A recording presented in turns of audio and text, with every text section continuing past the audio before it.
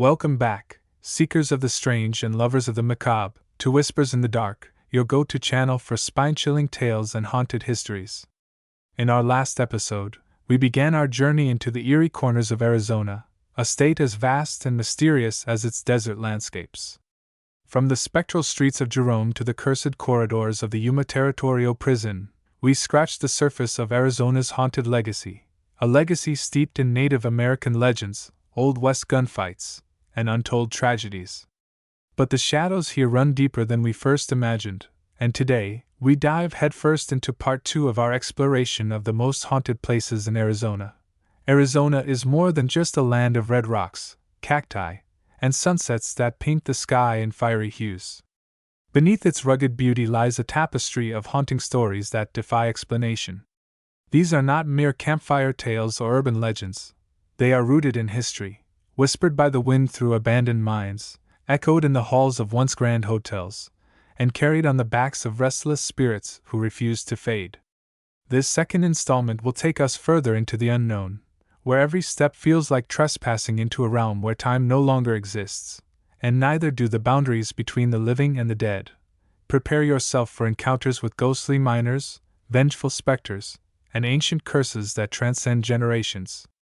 We'll explore places so saturated with tragedy that their very walls seem to breathe with despair. Whether you're a believer in the supernatural or simply someone who craves a good scare, this episode promises to leave you questioning what lies beyond the veil.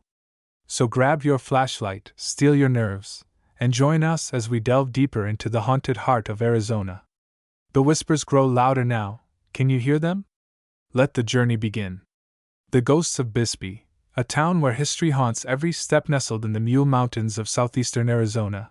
The historic mining town of Bisbee is a place where the past refuses to stay buried. Once known as the Queen of the Copper Camps, Bisbee flourished during the late 19th and early 20th centuries, producing vast amounts of copper, gold, and silver that fueled the nation's industrial growth. Its narrow streets, lined with Victorian-era architecture and quirky shops, evoke an undeniable charm. Yet beneath this picturesque veneer lies a darker narrative, one woven with threads of tragedy, injustice, and the supernatural. Bisbee is not just a relic of Arizona's mining boom. It is a town where history lingers in unsettling ways, manifesting as ghostly apparitions, unexplained phenomena, and chilling encounters that defy rational explanation. The roots of Bisbee's haunted reputation stretch deep into its mining heritage. During its heyday, the town was home to thousands of miners who risked life and limb extracting precious metals from treacherous underground shafts. Conditions were perilous, and accidents were all too common. Cave-ins, explosions, and toxic gases claimed countless lives, leaving behind grieving families and unresolved grief. It is said that many of these unfortunate souls never truly left the mines, or the town itself. Visitors to Bisbee often report feeling an oppressive weight in certain areas, particularly near the old mine entrances. Some describe hearing faint echoes of pickaxes striking rock, or the distant voices of men shouting warnings, even though no one else is around. Others claim to see shadowy figures dressed in period workwear, their forms flickering briefly before vanishing into thin air. One of the most infamous sites tied to Bisbee's haunted history is the Lavender Pit, an open-pit copper mine that operated from 1950 to 1974. While the pit itself is now inactive, its sheer size and desolate appearance make it a magnet for paranormal activity. Locals speak of a malevolent presence that guards the site, targeting those who dare to venture too close.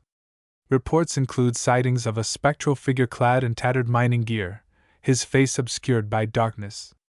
Drivers along nearby roads have reported their vehicles stalling inexplicably near the pit, only to restart moments later as if released from some unseen grip.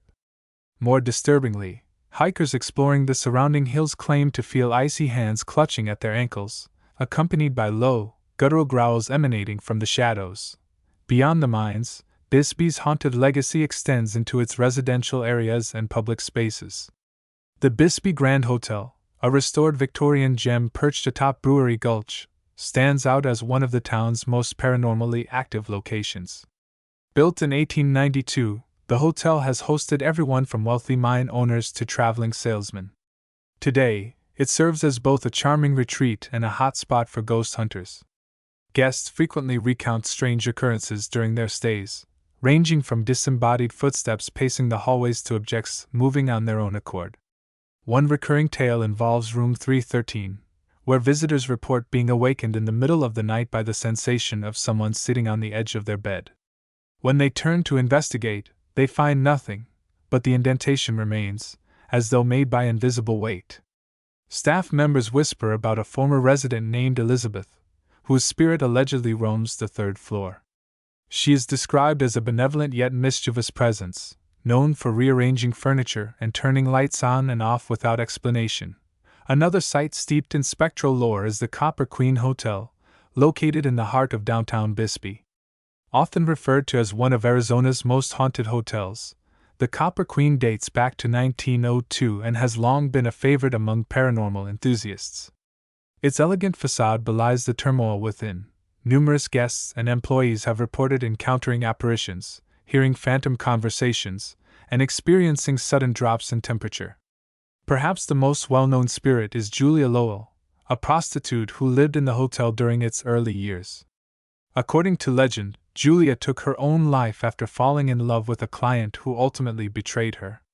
Her tragic end is said to have bound her soul to the building, where she continues to haunt room 315. Visitors staying in the room describe feeling an overwhelming sense of sadness, as well as the distinct impression of being watched. Some claim to see Julia's translucent form reflected in mirrors or standing silently in corners, her expression one of eternal sorrow. For those brave enough to explore Bisbee's haunted streets, the town offers plenty of opportunities to engage with its supernatural side. Guided ghost tours are a popular attraction, leading participants through dimly lit alleys and abandoned buildings while sharing spine-chilling tales of murder, betrayal, and unexplained phenomena. One such tour culminates at the Bisbee Seance Room, a unique venue dedicated to connecting with the other side. Here, visitors can participate in seances conducted by experienced mediums, attempting to communicate with the spirits that linger in the area. Skeptics may dismiss these experiences as theatrical performances, but for many attendees, the encounters feel deeply personal and profoundly real. What sets Bisbee apart from other haunted locations is its ability to blur the line between history and horror. The town's rich past is palpable in every corner, from its preserved architecture to its vibrant arts scene. Yet, it is impossible to ignore the undercurrent of unease that permeates the air. Whether you're wandering through the Lavender Pit, checking into the Bisbee Grand Hotel, or simply strolling down Main Street, you can't help but feel that something, or someone, is watching. Bisbee is not merely a backdrop for ghost stories. It is a living testament to the enduring power of memory and the persistence of the unseen. And if you ever find yourself drawn to its haunted hills, remember, the ghosts of Bisbee are waiting. Will you listen to their whispers, or run from their cries? The Jerome Grand Hotel, a luxurious stay with a chilling past perched high above the Verde Valley. The Jerome Grand Hotel stands as a beacon of elegance and opulence, or so it appears at first glance.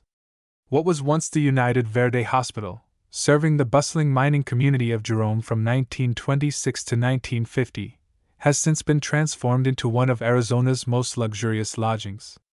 However, beneath its polished wood floors, crystal chandeliers, and plush furnishings lies a sinister history that continues to echo through its halls.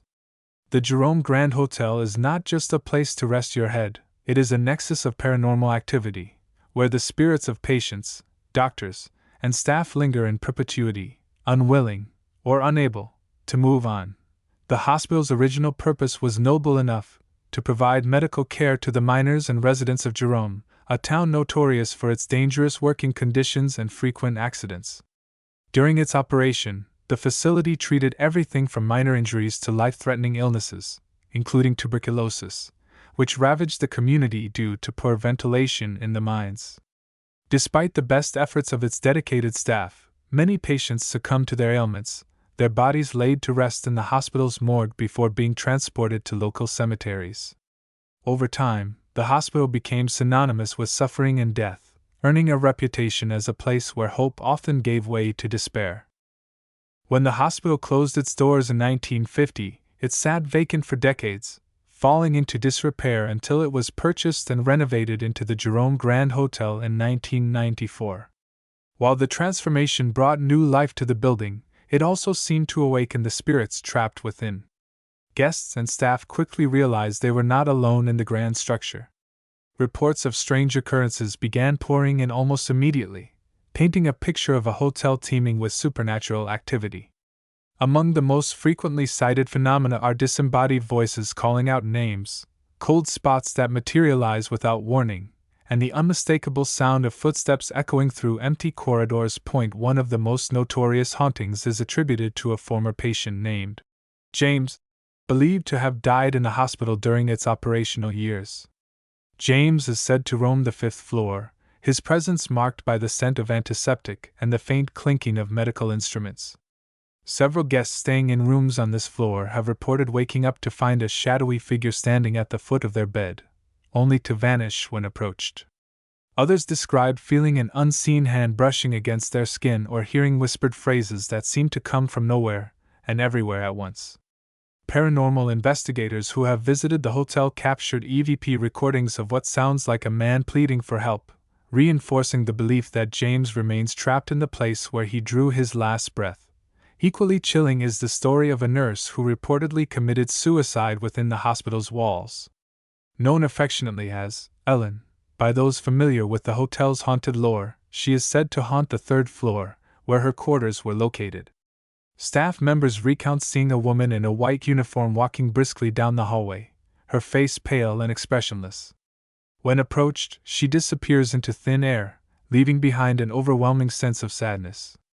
Ellen's apparition has also been spotted in the hotel's lobby, where she appears to be searching for something, or someone, before fading away.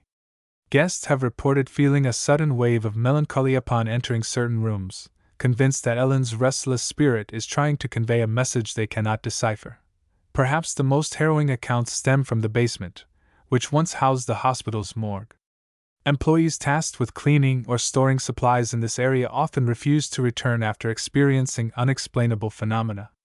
Cold drafts sweep through the space despite the absence of windows or vents, while the sound of metal trays scraping against surfaces sends shivers down spines. Some claim to see shadowy figures lying motionless on gurneys, their outlines eerily reminiscent of deceased patients awaiting transport. Others describe hearing faint moans and cries for help, as though the spirits of those who passed in the morgue are still pleading for mercy. Paranormal researchers have long been fascinated by the Jerome Grand Hotel, conducting numerous investigations to document its spectral inhabitants.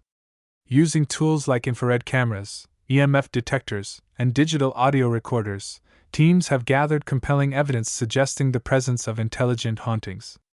Thermal imaging footage reveals fleeting heat signatures appearing and disappearing without explanation, while EVP recordings capture fragmented sentences spoken in languages consistent with those used by hospital staff in the early 20th century. One particularly unsettling incident involved a medium who claimed to channel the spirit of a doctor who worked at the hospital. Through her, the entity allegedly communicated details about the building's layout and specific procedures performed during its operational years, information she could not have known prior to the session. What makes the Jerome Grand Hotel uniquely terrifying is its accessibility to the general public.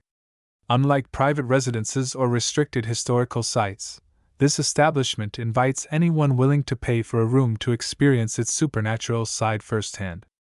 For thrill seekers, it offers the ultimate opportunity to sleep under the same roof as restless spirits. Yet, for all its luxury and charm, the hotel remains a place where the boundary between the living and the dead feels perilously thin. So whether you're sipping wine on the balcony overlooking the valley or braving the basement in search of ghosts, remember, at the Jerome Grand Hotel, every creak of the floorboards and flicker of the light carries the weight of history, and perhaps the gaze of someone unseen. The Vulture Mine, echoes of tragedy beneath the desert sky. Deep within the arid expanse of Wickenburg, Arizona, lies the Vulture Mine, a relic of the state's golden age of mining and a place steeped in both prosperity and despair. Established in 1863 by Henry Wickenburg, the mine became one of the most productive gold and silver operations in Arizona's history, yielding over $200 million worth of precious metals during its operational years. Yet beneath its glittering legacy lurks a darker narrative, one defined by greed, violence, and an enduring connection to the supernatural. The Vulture Mine is not merely a testament to human ambition, it is a haunted labyrinth where the echoes of tragedy reverberate through time, drawing curious visitors and paranormal investigators alike into its shadowy depths. The origins of the mine's haunted reputation trace back to its tumultuous past. Life at the Vulture Mine was anything but glamorous. Miners labored under grueling conditions, descending hundreds of feet into narrow, poorly ventilated tunnels in pursuit of wealth. Accidents were commonplace, with cave-ins, explosions, and equipment failures claiming countless lives. Those who survived often faced exploitation at the hands of ruthless overseers, their hard-earned wages barely enough to sustain them.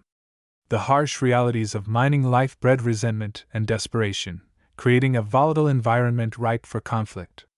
Fights broke out regularly, and murders were not uncommon, adding to the growing tally of souls lost within the mine's confines.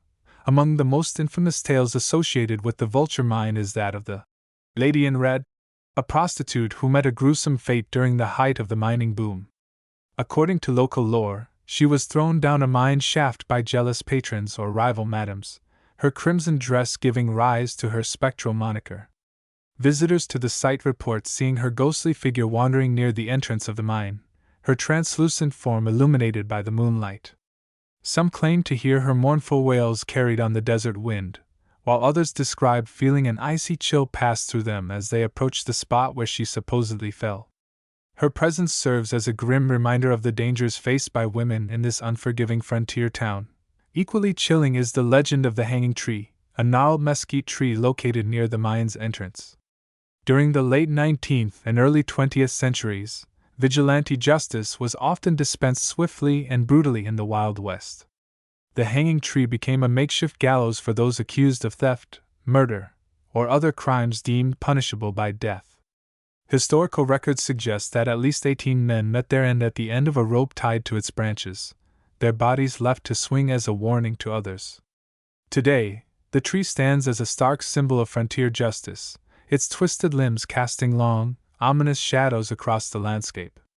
Tourists visiting the site recount inexplicable sensations of dread as they approach, accompanied by the faint sound of creaking ropes and muffled cries for mercy. Some swear they've seen apparitions dangling from the branches, their faces contorted in agony, while others describe feeling an invisible noose tightening around their necks, a visceral manifestation of the fear experienced by those condemned to die. Inside the mine itself, the atmosphere shifts dramatically. The air grows colder and heavier, pressing down on visitors like an unseen weight. Faint echoes of pickaxes striking rock and distant voices calling out instructions create an uncanny sense of being surrounded by invisible workers. Shadows dart across the walls, defying logic and light sources, while disembodied footsteps echo through abandoned tunnels. One recurring phenomenon involves sightings of a spectral miner carrying a lantern, his silhouette flickering briefly before vanishing entirely. Many believe these apparitions belong to the countless individuals who perished in the mine, their spirits tethered to the place where they drew their final breaths. Paranormal investigators have long been drawn to the Vulture Mine, intrigued by its reputation as a hotbed of residual and intelligent hauntings. Armed with EMF meters, thermal cameras, and audio recording devices, researchers have documented numerous anomalies suggesting the presence of supernatural activity. While thermal imaging footage captures fleeting heat signatures appearing and disappearing without explanation. One particularly compelling piece of evidence came from a team member who captured a photograph of a translucent figure standing near the hanging tree, its features eerily reminiscent of a man in tattered clothing. Skeptics may dismiss such findings as environmental factors or equipment malfunctions, but for those who've experienced the mine's supernatural side, there's little doubt that something, or someone, is watching. What sets the Vulture Mine apart from other haunted locations is its ability to evoke primal fears. The claustrophobic environment, combined with the knowledge of the suffering that occurred there, creates a perfect storm of psychological unease. Shadows seem to stretch unnaturally, sounds distort unpredictably, and the very walls appear to close in, as if the earth itself is conspiring to keep intruders trapped. For those brave enough to descend into its depths, the experience is akin to stepping into a nightmare, one where the line between reality and imagination blurs dangerously. Yet, amid the terror lies a poignant reminder of resilience and perseverance. The vulture mine may be haunted, but it also symbolizes the courage of those who dared to chase their dreams, even at great personal cost. Every footprint preserved in the dust, every whisper carried on the breeze, serves as a tribute to the countless lives shaped, or ended, by this unforgiving landscape.